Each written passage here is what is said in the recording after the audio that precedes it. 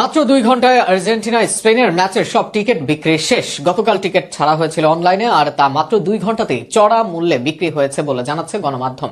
একে তো লড়াইটা আর্জেন্টিনা স্পেনের মধ্যে, তার উপর দুই মহাদেশের মধ্যকার লড়াই, সেখানে বাড়তি উত্তেজনা সৃষ্টি করছে প্রথমবারের মতো সম্ভাব্য মেসি লামিন দ্বৈরথ।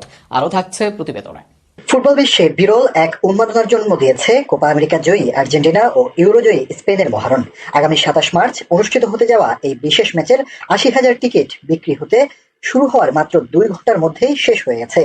আয়োজকরা জানিয়েছেন, নির্ধারিত সব আসনের টিকিট অনলাইনে ছেড়ে দেওয়ার পর মুহূর্তেই সমর্থকদের ব্যাপক চাপ তৈরি হয় এবং অল্প সময়েই সব টিকিট বিক্রি সম্পন্ন হয়। বর্তমান লাতিন আমেরিকার কোপা আমেরিকা চ্যাম্পিয়ন আর্জেন্টিনা এবং সদ্য ইউরো জেতা স্পেন দল, দুই মহাদেশের দুই সেরা দলের এই লড়াই ঘিরে আগ্রহ ছিল তুঙ্গে। ফুটবল বিশ্লেষকদের মতে এটি কেবল একটি প্রীতি নয়, বরং দুই মহাদেশের চ্যাম্পিয়নদের শ্রেষ্ঠত্ব নির্ধারণের আসর। আর্জেন্টিনার অধিনায়ক লিওনেল মেসি মাঠে নামবেন কিনা তা নিয়ে ভক্তদের মধ্যে ব্যাপক কৌতূহল রয়েছে।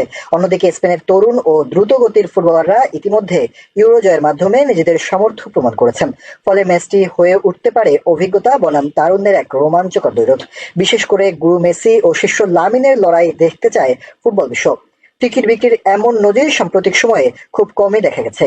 মাত্র 2 ঘন্টায় 80,000 আসন পূর্ণ হয়ে যাওয়া প্রমাণ করে দুই দলের সমর্থকরা এই ম্যাচকে কতটা গুরুত্ব দিচ্ছেন।